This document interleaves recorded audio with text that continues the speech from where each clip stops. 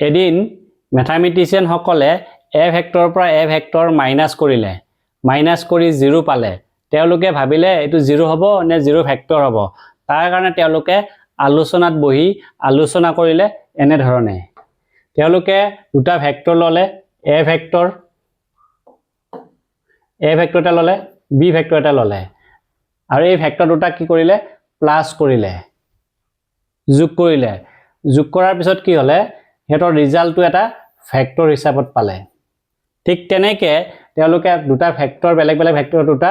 minus কৰি চালে minus কৰাৰ পিছত হিয়তৰ ৰিজাল্টটো কি পালে ভেক্টৰেই পালে ঠিক তেনেকে ভেক্টৰ দুটা কি কৰিছে মাল্টিপ্লাই কৰি চালে মাল্টিপ্লাই কৰি চোৱাৰ পিছত কি হ'ব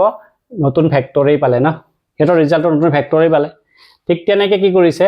a ভেক্টৰ আৰু a ভেক্টৰ প্লাস কৰি চাইছে এটো এটা ভেক্টৰেই পাইছে হেতৰ ৰিজাল্টটো ভেক্টৰেই হল ঠিক তেনেকে এতিয়া মাইনাস a ভেক্টৰৰ পৰা a ভেক্টৰ মাইনাস কৰাৰ পিছত তেওঁলোকে 0 পালে তো তেওঁলোকে কি কৰিলে এটো 0 হ'ব নে 0 ভেক্টৰ হ'ব বুলি ভাবিছিলে তাৰ কাৰণে এখিনি কৰিলে ন তো তেওঁলোকে কনক্লুশনত আহিলে যে